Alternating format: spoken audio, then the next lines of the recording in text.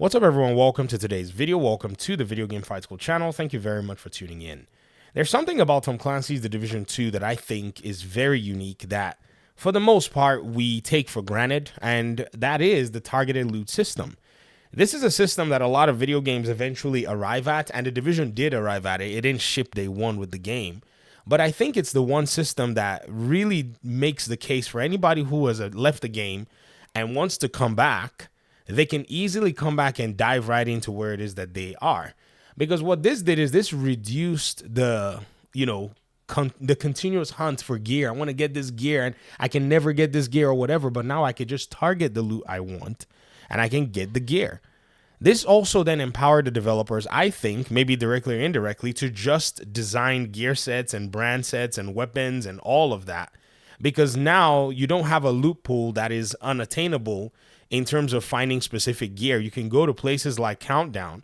You can go farm gear. You can use the earlier system of targeted loot that the developers implemented, which was in the open world, where specific missions or specific open world areas will cycle on a timer as to what loot will be dropping there at a higher frequency. So you can go to, say, this part in terms of, you could do Lincoln Memorial if you wanted True Patriot to drop for you.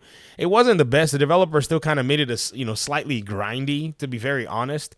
But eventually, when they brought the Summit, and which was designed for just play, that's it, for playtime, 100 floors, it seemed like developers realized, okay, we want to give these people loot. We want to give them something to play. We know that Lincoln Memorial and the shorter missions are getting more playtime than many other things. The control points, all these missions that you can burst through real quick, we're getting all of the attention. It just made sense that they would make something like Countdown and Pentco to come in and literally, be that short burst mission that you can play 8 people, 10, 12 minutes, and you come in and you basically grab whatever loot you want. In fact, just yesterday, I got myself, a St. Elmo's engine. My clan members were not around.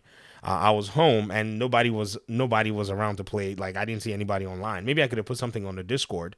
And by the way, if you're looking for a clan, you can, jump in the LCN clan. I'll leave the Discord link in the description.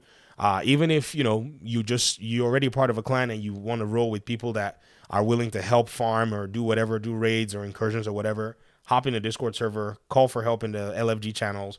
People that are available will be happy to help you. Just follow all of the, their set guidelines on builds that we used to run missions and stuff, and you probably have a build like that. And if you don't have a build like that, this is the system that will be used to help you to farm and attain a build.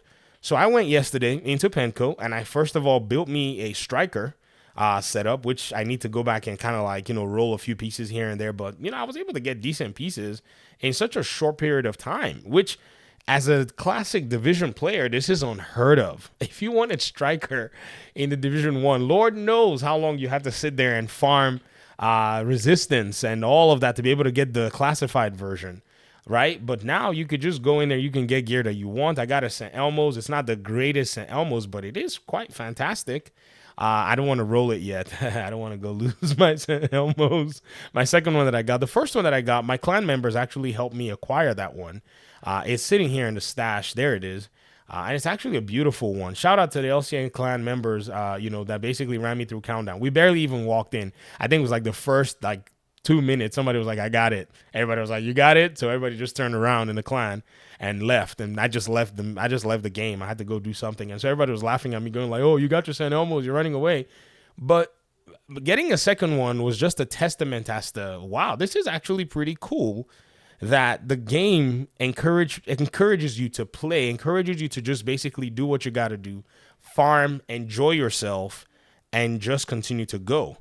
So if there's one lesson the developers can learn from the Division 3 as they're making it, is number one, have their content schedule laid out day one. Like, hey guys, you're going to be getting your base map. You're going to be getting all of these different things that we're going to implement. And then down the road, we're going to be coming with mission classes and mission types and, areas that you can play that allow for you to be able to do targeted loot. And then you also now ship it with the open world system so that can hold people off and still keep the play, and the hunt going, intermittently. You don't want to dump everything at the same day. At that point, I mean, it is what it is. You guys, I mean, if they gave you everything, and this is the thing about these looter shooters and the development, or I would say the community that plays the Division, we understand that the grind should not be too easy, but at least the grind should be attainable. That's a very, very fine line that's not easy to balance. And I think even by the time they got to this point, it had already turned a lot of people off. You know, a lot of people had already left, but some people want to come back. 2023 was a vibing year with a lot of video games. Now that all the fiasco is over, some people want to blow the DOS stuff of the Division 2 and say, okay, where am I going to kick off from? How am I going to go ahead and attain stuff that, you know, I don't have? What's the new stuff on the block? You know, maybe you fire up a YouTube video from build makers across the board, you know, Redline Gaming, Identity, Kamikaze Von Doom. These guys never stopped making build videos.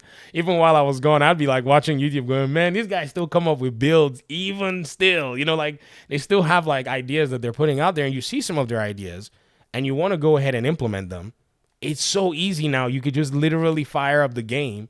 You can go on somewhere like, you know, Countdown. You could literally matchmake, and there's people always playing it, go like challenging, and then just start matchmaking. And literally, if you're like on PlayStation or even PC, you know, you get a game in a very short period of time, and you can pretty much go in and you can run with a whole lot of people, and you can get whatever gear you want. And you can basically leave a message, and if you're not getting the gear you want, you can say, yo, anybody sees a second or a third of this stuff, man, you know, please, man, don't forget me, you know, hook me up. You know, and people will be happy to hook you up because, you know, they have something that, you know, they don't want, something that you, you know, you need. Look, I already found a game, and I'm sure there's a number of people already in that game that very soon, I think it was 6 out of 8 or something just now before it flashed. Let's see what what my position is on the queue. Oh yeah, well, I think we're already going straight into it. Whenever everything starts to do this little vibration thing, I think you're already in countdown. So it's that simple. It's a game changer. It really does reduce the anxiety to come back into the game. Oh no, what have I missed? Oh no, what's going on? No, you just, you know, jump in and boom, you're back. You're a division agent, if you get what I mean. All right, I'm going to get out of your hair. I'm going to play a little bit. I'm trying to build me a Foundry Bulwark and a solid, beautiful, true Patriot. I already built my Eclipse on my second character. This is my second character that you guys saw, by the way. And that character is already looking, you know, pretty nice with having everything in there. And boom, I'm already in a countdown, and I'm just going to be running here. So talk to you all soon. Leave your comments in the comment section. I really appreciate you guys so much, and thanks for watching. Peace out.